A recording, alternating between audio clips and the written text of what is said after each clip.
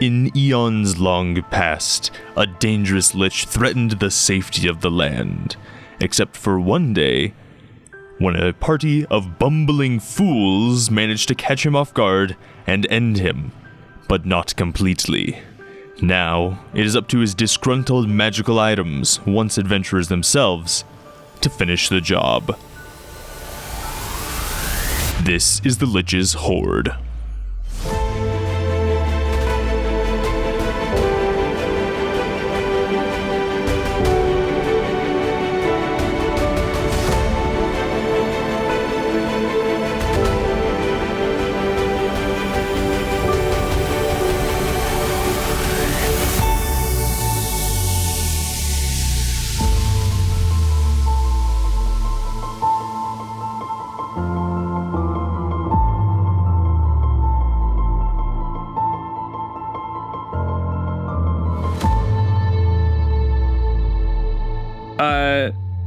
The cultists tell him that they are going to that they need to do it at there's a wizard's tower that's built on a ley line, and so they need to do it at the top level of this wizard's tower that is a little bit outside of town.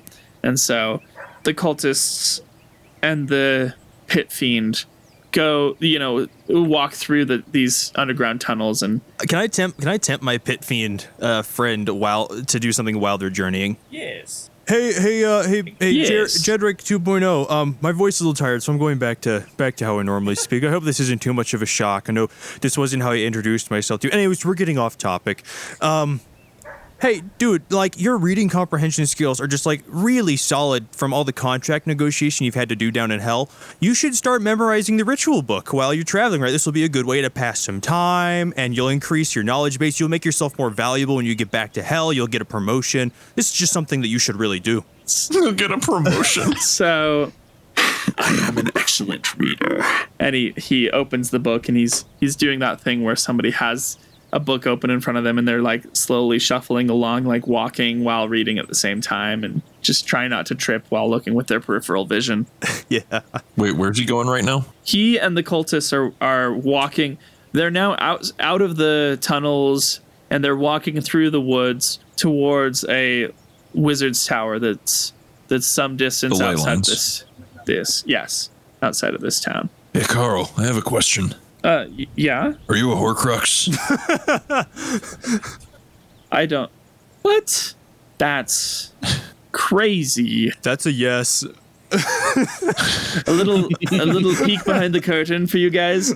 I did not write into this game any sort of skill check for detect motive or anything like that.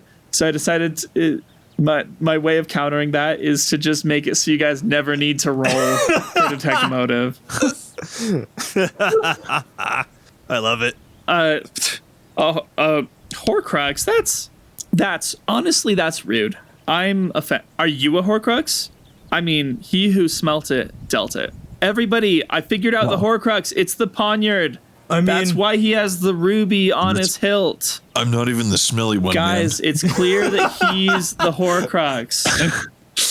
Now, not all smells... He who denied it supplied it. I will say that you reek of bull manure. If you think about it, on a certain level, all of us are items with someone's soul in them. We're all kind of a Horcrux for someone. I'm a Horcrux for... Oh gosh, I forgot my name. Oh, geez, it's been forever.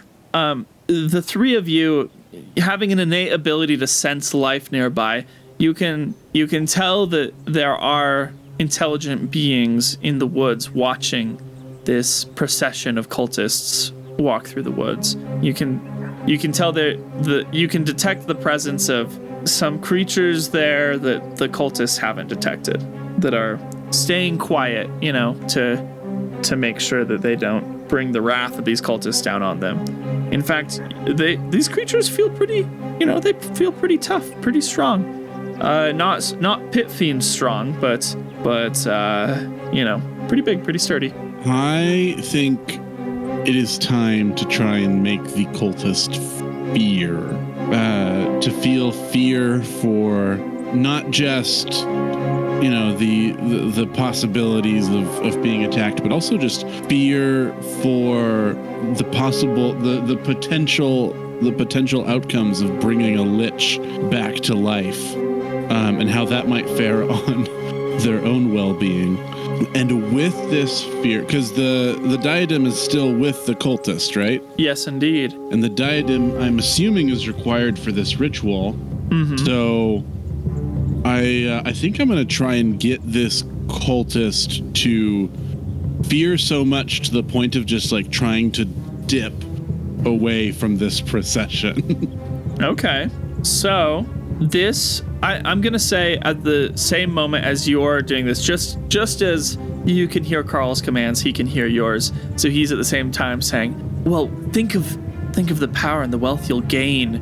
Akator will he'll reward you, he'll make you his right-hand man. You can practically rule.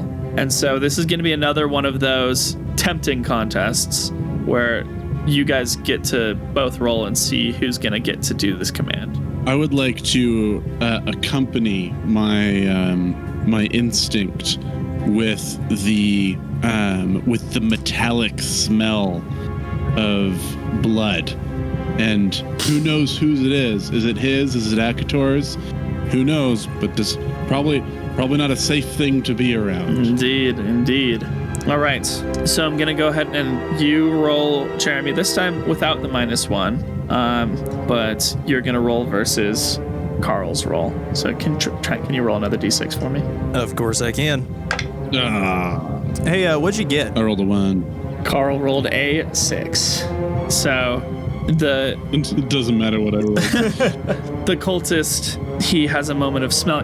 He smells the blood and his heart starts pounding and he looks for a chance to run away, but then his mind is filled with thoughts of riches and power and he steels himself and continues walking. So you guys are in a bit of a tricky place right now, right? Two of you are being held by the same being who's also holding a magic item that is kind of counter-tempting. So you have some options. You can try to make sure that you get picked up by somebody else. There's also Trent, who's in a situation where it's like, is that a good situation or a bad situation to have him, there being able to tempt the strongest guy, but also kind of having being locked into being held by the strongest guy who is very strongly directed towards helping this ritual happen. Am I still supposed to be rolling a D4, by the way? Now that I'm with the cultist? Because you're supposed to roll the strongest thing you have rolled, and I believe that is going to be still a D4, because he rolls a D. So I'm still rolling base. Because when you helped him with a roll, he was rolling a D6, because he wasn't rolling his best stat. Got it. Which is wizardry. Charisma, actually. So sorry, Trent. Warlocks, they use charisma for their spellcasting. Touche. So, all right. You can feel the presence of creatures in the woods beside you. If you want to do something else on the way, you can, or you can wait until these cultists arrive at the wizard's tower to try to do something else. You say these creatures in the woods feel strong? They feel strong, not pit fiend strong, but strong. There is only one pit fiend. Indeed. Oh, I don't like being with Carl, because Carl has a better die than I do. Yeah, I feel super weak. Yeah, so I think I will risk it all and betray this cultist. Uh-oh. He's risking it. So I don't know much about these people watching, but I know that they are interested in us. I think I would like to it's hard without knowing who they are, but I think I want to make them feel the evil that is happening here, and I want to make them feel a strong instinct to stop it and to take the role of preventing whatever evil is going to happen. Remember, you can see through the eyes of who's holding you, so you could, you'd be sacrificing the surprise of these things attacking, but you could tempt your cultist to go look around so you can see what you're working with. It's there's pros and cons to that though. That's true. I'm just worried that Carl's gonna try and stop anything I do. True. So you So- are Carl's being compelling these creatures to act upon their instinct to stop whatever evil is occurring here. Yes. Okay. That is enough to that's going to trigger another contest. So And that's gonna be filled with a sweet smell of victory. what does victory smell like? Delicious. Interesting. The victory, being victorious on the Great British Bake Off. Yeah, totally. Slightly fruity. Because I was With a hint of lime. I was like, when you said the smell of victory, I was thinking back to like cross country days. And I'm like, that's not a sweet smell. Okay, so you do this temptation, right? And there is a rustle in the bushes. Not enough for the cultists to notice in their single-mindedness, but for all of you to notice it as something is about to come out and ambush, specifically because you're intending to betray your bearer. Specifically, they're mainly going to be targeting the leader of these cultists, the dark-hooded figure.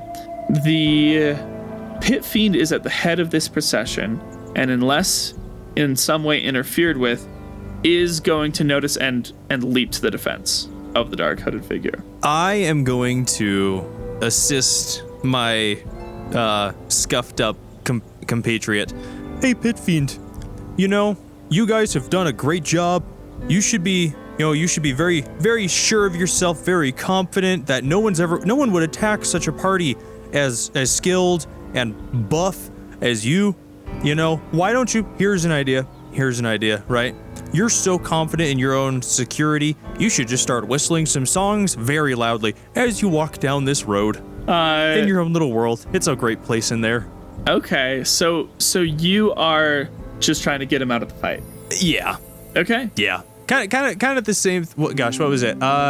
Same thing as with Jedrick when he backstabbed his brothers, right? It was the whole thing was like, be very confident in your own security. Yeah. Foolishly so. I'm gonna say, very good move. What about you, Rube? What you doing? Yes, Poniard of Opulence. What are you going to do in this situation?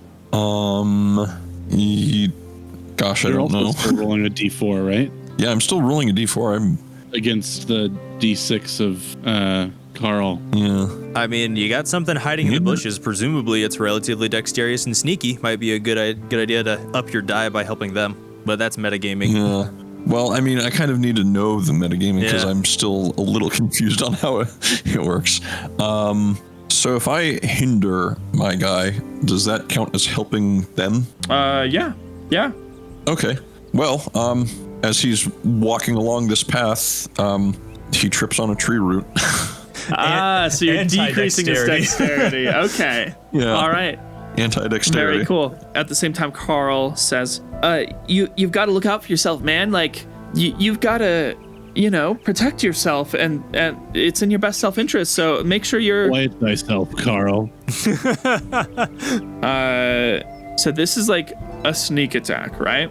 So. Is it? Oh, Well, yeah. That's mine's kind of a sneak attack. basically what's going on. I'm gonna rule that the dark hooded figure, because Carl is making him realize what's going on, he's gonna be casting a spell, so he's gonna roll with his main stat, his d8, but the rest of the cultists are rolling with wisdom, so that's not their main stat, so they'll be rolling d6. Does Carl have the ability to make him realize things that he does, like notice things he doesn't see? No, he wasn't saying there's something out there. He was saying you should look around for, like, you should be afraid of Got it. you need to protect yourself, basically. So he doesn't know what's going on. Yeah. But he is wary of things that may be happening. Yeah, so he's not going to be surprised in this. Got it. Also, are you guys, as there are two creatures coming out of the woods, are you guys trying to kind of get control or get in the hands of one creature or two separate ones? I think this is just me saying what I prefer. I think I would prefer being in the same hands as the dagger, but I mean we'll see what happens. It's like, Okay. Sweet. Right now, I just don't want to be with. I want to be with someone that's Not Carl. Carl. Okay, so we'll have a D8 plus Jeremy. You are going to be rolling a D6 now. Hey. And then also I'm going to say a +1 because they're popping out of the woods. And then the second one will just be a D8 +1. Well, flavor-wise, what's happening is you're interfering with the dark-hooded figure. I'm going to give your bonus, Matt, to the creature, and that's the creature that you'll go with if you're successful in this. Okay. So you've also got a D6 now. All right, and then we've got D8 plus D6. And that's going to be our good friend Carlos, and then last we've just got a straight D6. So first, Jeremy, can you roll the D8 plus D6, and Matt, can you roll your D6? And we're gonna see what I got a 5. Very nice. big creature is gonna get. I rolled a 7. A 7 on your D6? Oh no, on the D8, because I had you roll the D8 and the D6. You said D8 plus D6. So I rolled both and added them together. Oh, okay. So we got a 7. Yeah, not great. So Not a great. 7, a 5, and a 1. So 13, right? All right. And Trent, you are successfully getting the Pit Fiend out of the fight. So your die isn't going to anybody. Okay. Can you go ahead and roll the D8 for the other creature coming out of the woods? That's a 6. Okay. And then with his +1, that'll be a 7. All right. Now, can you roll the D8 plus D6 for the dark-hooded figure? That is an 8 plus 2, so 10. Okay. And last of all, the D6 for the rest of the cultists. 4. 4. So one side of this conflict is going to have 20. The other side is going to have 14. That is a loss for those sad cultists. Woo! So for a team contest, those on the higher side win, those on the lower side lose. Anyone who scored lower than the difference is destroyed. So that is going to be not a destruction for the dark-hooded figure. He's just defeated, but that is going to be a destruction for the other group of cultists. And then you guys, because you betrayed your cultist, you must go to the creature you aided instead. But if somebody is with a bearer who loses but is not destroyed, they may choose if they stay or leave. So let me describe what happens. The Pit Fiend, extremely confident in himself and his mission. Oh gosh. Why can I not whistle on command? Gosh darn it.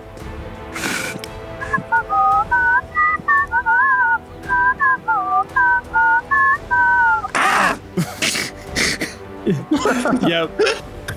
He's too far down the trail to stop what happens. Out of the woods burst 2 big, gross green trolls who, in their greedy, wicked troll hearts, are feeling, we have to stop whatever evil is about to happen. For some reason, an instinct to stop the evil is driving them forward, and they leap upon the cultists and are just grabbing them and throwing them and biting them, and the big group of cultists is completely wasted, but one of them grabs the cult leader, gets his hood, and his huge hand is about the size of the cult leader's torso, and grabs at him and clutches the clothing of this cultist, but he quickly moves his hands in an arcane symbol and pulls off some sort of short-range teleportation spell, and he disappears with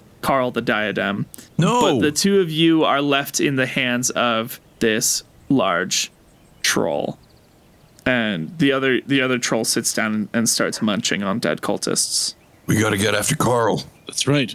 I believe that Carl was headed to the wizard's tower. So if we can make our way there, maybe we can intercept. And just so you know, even if you guys are all separated by distance, you can still communicate telepathically just fine. So meanwhile, what you see, Belts, is pop appears the dark hooded figure, and he says to the Pit Fiend, he says, "Where were you? Our forces were just destroyed. We need to hurry. There are trolls in these woods. Quick, let's get to that tower." And they start booking it through the forest, trying to hustle. Don't worry, guys. I'll stick with these chumps. I'll delay them and stuff like that. I'll wait for you. Don't worry. Things will work out okay. I got this, idiot. Yes. On a serious note, the first and only time that I'd ever actually heard the word diadem was from Harry Potter, and only in the books. Yep, same. Yep, yeah. only. So you're like, Aaron's like, Carl, the diadem. I'm like, okay, so I know a diadem is a thing, and I know it's jewelry, but I have no idea what it is. Honestly. And it's a Horcrux, too. Oh, yeah. Oops. Freudian slip, I guess, with that one. Honestly, what is a diadem? Isn't it like a tiara, kind of? I think it might be I think it's a tiara, yeah. When I said diadem, I wasn't thinking... When I initially said diadem, I was thinking like a pendant or something, right? I wasn't thinking diadem. A diadem is just the word that came out. It is infinitely hilarious, though, to think that Akator's most powerful magical object, the one that he put his soul in, is this pretty little tiara sitting atop his bony head. Yes, yes. Just imagining this terrifying lich with like a cute little, just a little princess crown.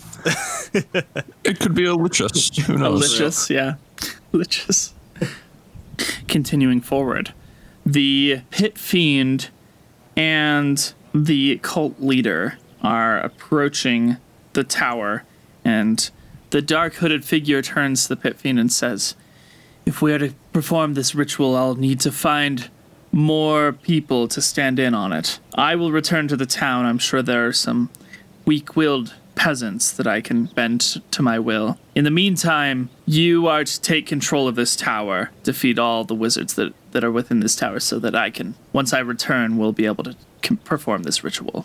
He, poof, disappears once more. Whoa. Meanwhile, back in the woods, there's a couple of trolls munching away, and one of the trolls says, "Well, Gumpus, isn't it kind of weird that we felt like it was important that we kill these cultists because they were evil? I don't think I've ever felt like that before." And Gumpus is like, he's just like munching on a femur right now, and he's like, don't think about it too much. What? I need to think of another good troll name. Gumpus and Smurgle. That'll be the names. Gumpus and Smurgle. Okay. To Smurgle. I would like to fill them with a sense of pride and satisfaction for the good that they have accomplished by defeating these cultists and hindering an evil ritual. Is pride and satisfaction an instinct? That's fair. I think of instinct as like so like reactive, right? It's like instinct is like the thing that like sort of drives you to do something. How much of a stretch would it be to say like, a sense of fulfillment of the instinct that they had, at least the one that did feel this instinct? Yeah. That can work. Which one between Gumpus and Snargle? Also, I've realized that in doing the voices, Gumpus and Snargle, like their voices are mismatched. Like Gumpus definitely sounded like a Snargle, and Snargle definitely sounded like a Gumpus. But which one of the two are you guys being held by? Snargle. Gumpus. Okay. Feeling this sense of pride, Gumpus says, well, it was a good thing we did. I guess we're heroes. And then he takes another big bite of man flesh. And Snargle says, I don't know what that really means, but I guess we're heroes now. Meanwhile, Belt, through the eyes of this pit fiend, you can see the wizard's tower. You come out of the woods and there's a big clearing around the tower, and it's standing like a great white spike into the sky, just resplendent and isolated from the rest of the world. And the fiend, which has some innate spellcasting, begins to prepare, starts performing a spell that he's going to use to, rather than just approaching and basically knocking on the door, to be able to appear inside the tower as a surprise attack against the wizards. Hey, Pit Fiend, my friend. You are such a specimen, right? You are the cream of the crop, right? You set your personal records in Hell's Gym. If you did just go knock on the front door, they would run away from you. And then you could take this opportunity, instead of killing them, to do some interior decorating. The pit Or do his bidding, you fool. the pit fiend is like, Yes, I am too great and powerful to resort to trickery. They will quake when they see my wrathful presence. I think every time I've done the brother. pit fiend's voice, I've done it slightly differently, but we're just gonna go with it. He strides forward and walks through areas where suddenly magical alarms start blaring. Bing, bing, bing. You know, and you see in the small windows of the tower little heads peeking out, and you hear a commotion as the pit fiend strides forward and walks up to the big door and with his fist, boom, boom, boom. And he says, I'd like to talk to your manager. Puny wizards of this tower, I demand that you let me in. I have to complete the rhyme now. I just is Yeah. it's bidding up for my soul. You hear an old wizard voice saying from within the tower, saying, "Not by the hair on our chinny chin chins." You know, that's quite a lot of hair. These guys probably have beards down to their feet. So here's what's going on. Right now, he's just banging on the door. We could trigger a contest if you like. Or is there anything that the other two of you want to do? Right now, you're kind of stuck in a standstill unless you start tempting this ogre to do something. Or this troll to do something, because they're munching away. I think I would like to try and tempt the troll, basically make him feel like the danger isn't over yet, and that there is still work that needs to be done to stop evil. Gumpus stands up and says, "Snargle." Wait, yeah, he said, "Snargle, I think we have more heroics to do." And Snargle says, "Oh, Gumpus, but I'm hungry. I don't want to do more heroics." And Snargle says, "We have to follow these heroic instincts wherever they lead." And I would like to sort of make them feel like the next heroic deed is at the wizard's tower. Now, I believe this would fall into the territory of them, of trying to tempt them into acting on information they don't have. Is there a way you could modify it? Would it be too much to say that because there's only 2 survivors and they ran in the same direction? Is it too much to remind them, have them instinctually come to their memory, perhaps, the direction they went? I mean, one of the survivors poofed, but yes, the other one, the demon, they did see the way that he would have walked away, whistling as he walked. Yeah, the in order to truly get rid of this evil, they need to follow the fiend. All right. Gumpus starts, actively following this instinct, and Snargle for now is hesitantly following along behind him. Meanwhile, at the wizard's tower, boom, boom, boom. The pit fiend is still knocking on the door, and he says, This is your last warning, your last chance that you'll have before I destroy you all. and the wizard inside says, "Oh, well, in that case, just give us 15 minutes to consider this final warning, and we'll get back to you on that."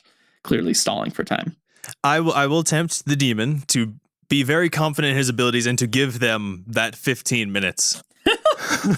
He says, 15 minutes is nothing when you are an everlasting denizen of hell. Yeah, dude, like, you've got this in the bag. Just make sure, right? We don't want to be too cruel to them, right? We'll for the honor of fighting us and losing, we will write up a very nice contract that will get them a good spot in hell. he gets out he somehow, despite not wearing any clothes except for a belt, he somehow pulls out a scroll and a quill, and he starts writing up a contract, and he says, In the inevitable event that you fools die at my hands, I shall consider it an honor to have at least feasted upon your souls and your blood, and in perpetuity you shall belong to, me, Pit Fiend of the Depths.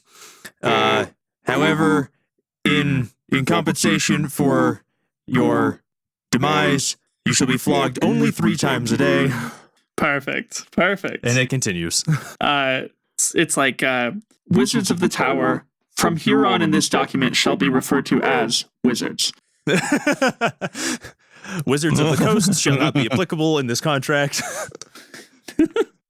This extra 15 minutes gives the trolls gives them time to catch up. So they're now at the edge of the clearing as well. The senior wizard from within the tower says, Yes, just another moment where we've had a discussion on what to do with your offer, and we're now just calling it to a vote. Oh boy. Are these wizards or ents? I vote to bring out the cannons. They're preparing a spell, I assume. Oh, 100%. The three of you, with your innate ability to sense life, there's actually a bird that flies out one of the back windows of this tower. But you can all sense that it has the intelligence of a person. Guys, this is great. This works to our advantage. They can't do the ritual if there's an ongoing war here. And then the demon says, Your 15 minutes are up. Prepare to sign the contract. And he, with a massive fist, he punches and he starts like battering against the door, and crack, and it's about to be smashed. All right, any last temptations that you guys want to do before this before whatever conflict is about to go down? I mean, the trolls are just moseying on over still. Well, no, the trolls have arrived, I think. This is when the trolls arrive. Oh. So yes. I think... How thick is this tower? How thick? Yeah, like how big is it? How thick is it? How many C's? One C and a K, I'd say. I mean, it's like a castle, It's got thick stone walls. Oh. Oh, okay. Are you trying? Is running through walls gonna be like a thing for you in multiple games now? We weren't going to run through the wall. We were just going to see if we could uproot a tree and maybe smash it repeatedly and see what happens. No, yeah, a tree is not gonna have much like that. That'd be like trying to knock over a building with a tree. Yeah. Now, size-wise, these trolls, how big are they compared to this fiend? They come up to like the fiend's shoulder. If they'd have to stand on their tippy toes to kiss. So they could potentially tackle them, especially if it's 2v1. Yeah, it's possible. Well, then let us do the tempting of they've made this journey. They killed the cultists. They had a snack. They're now ready to complete this good that has this strange good feeling. I would like to have Gumpus tackle this fiend from the side. See if we can blindside him while he's distracted by the door and the wizards. Okay, how are you using the power of instinct to because you're tempting him to use your power that you can enhance, and you can enhance his instincts. How are you using that to get him to tackle this fiend? His sense of good and conquering evil, and this fiend, I assume, is pretty evil if it's from hell. I mean, yes. Okay, all right, fair. So let me. Okay, so that's gonna initiate a contest. So I need to set the stage. So these wizards are clearly going to initiate some sort of spell that they've been stalling and preparing. And the pit fiend is about to chomp some old men. And Gumpus is about to go tackle this pit fiend. The Snargle, unless he is I mean, his instinct of right and wrong is not being enhanced, and he's seeing a creature way stronger than him. So unless something else compels him, he is not going to join in this fight. And the bird is going to try to get away with the distraction. What are you all going to do? Was there more than one wizard in this tower? Apparently. Yeah, he was talking about conferring with other wizards, and he wouldn't lie. Wizards never lie. Things wizards never are. Liars or late. Yep. Wizards never lie, nor do they tell the truth. They say precisely what they mean to. I had another thing I wanted to do with the wizards, but I think I've done my thing. In character discussion in the lickety-split second between thoughts, we're just trying to like burn time right now, basically, right? And so like and the culty dude, Carl, we'll just call him Carl. Carl told me to go and clear the wizards out of this tower. I see the wizards being here as hindering Carl's plan. So I see two avenues. One, we can burn as much time as possible, or two, we can just slyly help the wizards blow us into tiny bitty bits, and then we're gonna be in the hands of some powerful wizards up against a cult of one guy and whoever he finds on the side of the road. Like, what are y'all thinking? I agree that we should try and keep the wizards around. I believe they could be most beneficial in trying to prevent any rituals from happening in their tower. Okay, yeah. How scalable does this tower look? It looks medium scalable. How big are the windows? They are quite small, big enough for a person to look out of. It'd be difficult for a large person to get through the windows. Possible for a skinny person. How tall is the tower? Very tall. It's like a spike up into the sky. Oh, you're killing me here. All right, so, Can't go through it, can't go over it. Gotta go under it. How soft is the dirt?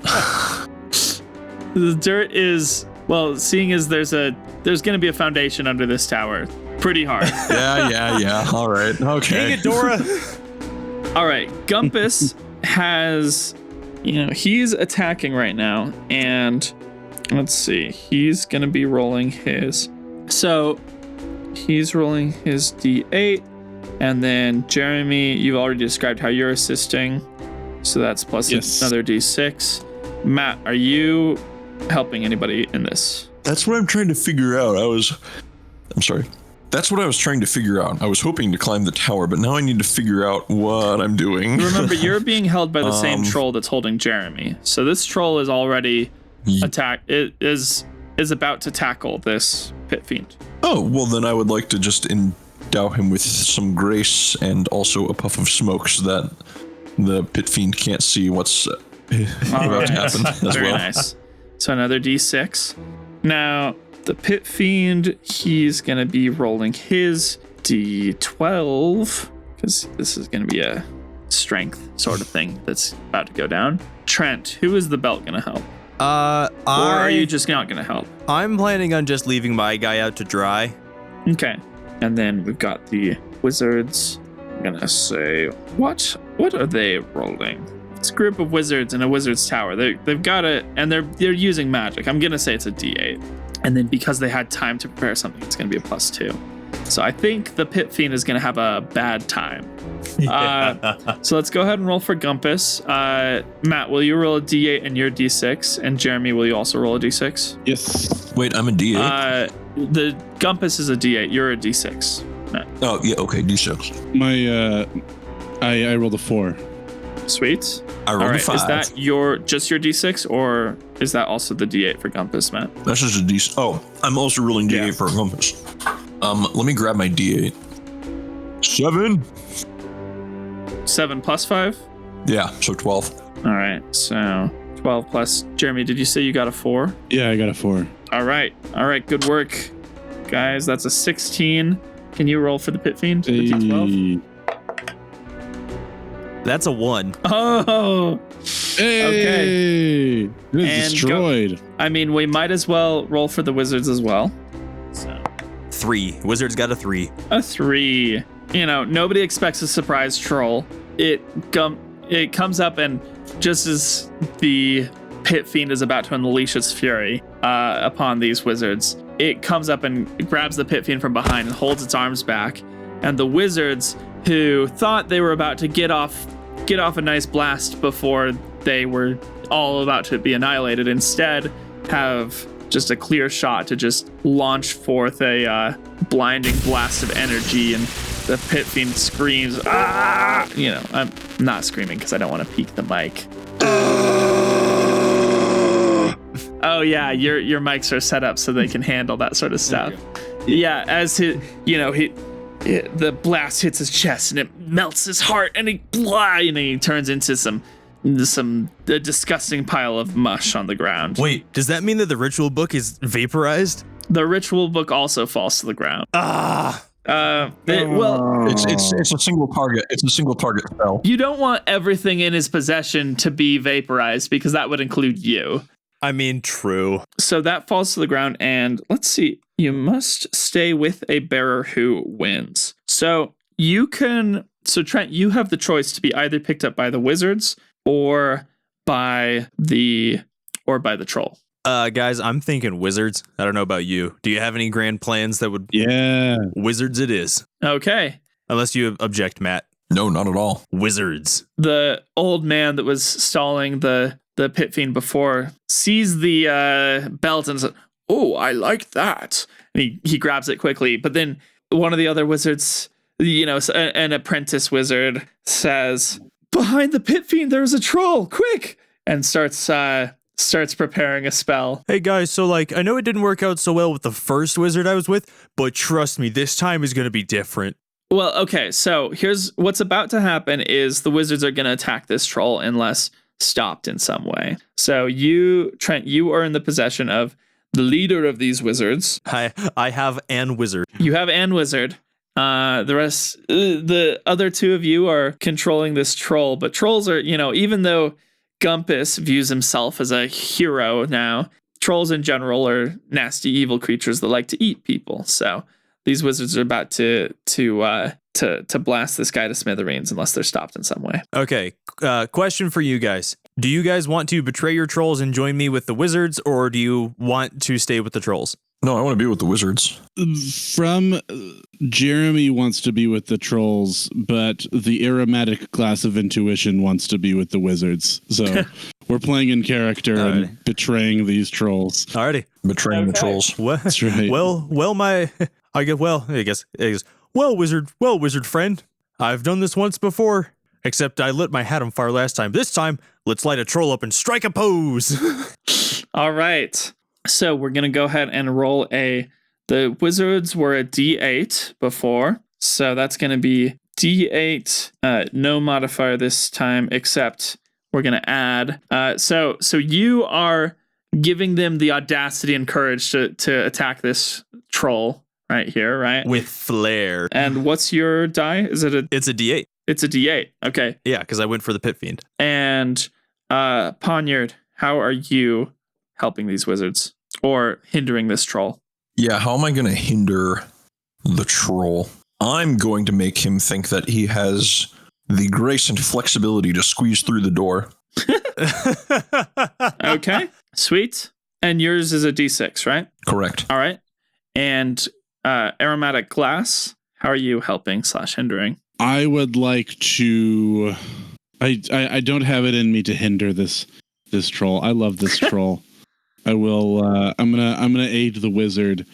I'm going to sort of just hone this wizard's, make them sort of like hyper perceptive of the troll, if that makes sense. Just sort of like being able to like help them focus their energy, if that makes sense. Okay, sweet.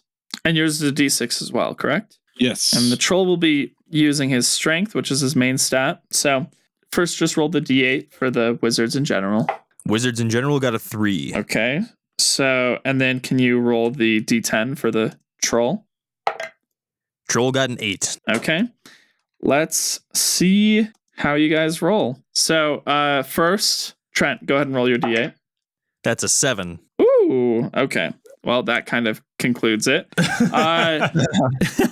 Jeremy, roll your D6. Yes, I'm ready. 5. All right. And Matt? 2. Okay, that gives us a nice little 17. Okay. Difference of 17 and 8 is sadly 9. So this troll is not just defeated, he is destroyed. The troll, he goes, in his head, he's like, I'm a hero. I have saved the wizards from this demon. Now I will enter there. And then orbital laser. Yeah. Enter their tower to become one of them and be trained in the wizarding ways. And he starts trying to squeeze through and get stuck in the small door. And they're like, troll invasion! shooting all their magic missiles and stuff. And there's I feel like soon no troll left. Guys, did we make a mistake? No, not at all. Okay. Thanks, Rube. I would like to emanate the scent of man flesh just in solidarity.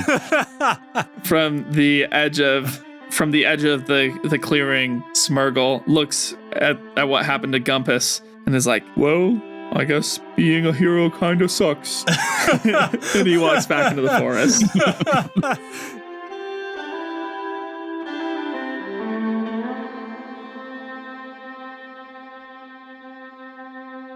The wizards, they see the little items that were dropped, and ooh, this one looks nice. They're picking them up. But then the younger wizard apprentice says, "Give me a wizard name. Somebody give me an old man wizard name." Rungthor. Did he say Rungthor? Rengulus. Rengulus. All right. The younger apprentice wizard says, "Master Rengulus, did it work? Did our... Oh, now I need to think of it. Oh, too many NPCs. That's the main problem with this system. All right, another wizard name. Trent, give me a wizard name." Skaden. All right.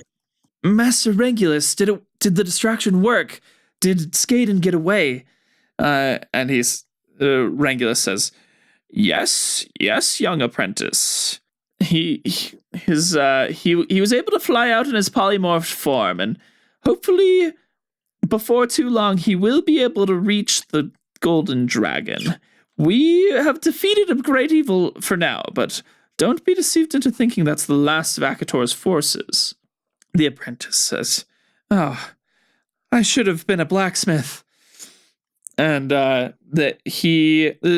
wizards start using their magic to mend the door and try to repair their fortifications they have, knowing that it's only a matter of time until the cultists return. Meanwhile, because you guys all have this telepathic connection that's not limited by distance, you can hear the voice of Carl in the back of your mind saying, dark hooded figure, I think it might be a good idea to mind control even more peasants. I think in your best self-interest, it would be better to, instead of having a small group, instead to amass an army." Well, I mean, we can't get the dark hooded figure from here. Yeah. Here's a question. In doing this, there's a couple of things that are tweaks that I'm going to make to the game that I've realized as I've gone. One of the main ones that's becoming very obvious is 24 hours is too long, and I should have, for the final version of the game, I'm going to adjust it to 12. That being said, you guys have had the assumption going on this whole time that you would have 24, but I have a feeling that you would all be down for a ratcheting up of the tension and the pace. We have it at 8 contests so far, and unless we're planning on this 2-shot turning into a 3-shot, it might make sense to reduce it from 24 to 12. You guys down? Yeah. I'm on board. You see out of the corner of the eyes of one of the wizards that you guys are born by. You see out of the corner of his eye the spell book sitting open on the ground, and you realize that you had been misinformed that it had to be a whole 24 hours, and that it could actually the ritual could be performed after only 12, and you realize you have less time than you thought. It's a pay to win with a small deposit. You can. Yeah, okay, cool. Knowing it's just a matter of time until the forces of evil arrive at the gates, and knowing that at this point most of those forces of evil are just mind control peasants. Hey, Master Wizard dude, here's an idea. You guys have a lot of time on your hands, and you know the forces of Akator are coming. The most killer thing you could do is prepare your spells or weapons or whatever you have to incapacitate your enemy instead of annihilate them. I feel bad for Grumble or whatever his name was, so I'm gonna not try and kill too many more people. Yeah. Poor Gumpus. One of the wizards, Master Rengulus is like, annihilation is cool, but it's even cooler. Stunning. They're like, okay. And set your wands to stun. Everyone puts like everyone like turns a dial on their, on their wand. They put the safety on their wand. So they put the orange tip on their wand. You can hear at the edge of your thoughts. You can hear the commands of Carl as he instructs the cultists to mind control more and more people. A teleportation circle opens up and a wave of raving mad peasants appears in the wizard's tower, and the wizards gasp in surprise as they turn their orange-tipped wands to defend themselves. Far off in the distance, a transmogrified wizard tries to get help, and the time is ticking away before Akator's return, before you're locked in these forms forever. Find out what happens next on The Lich's Horde.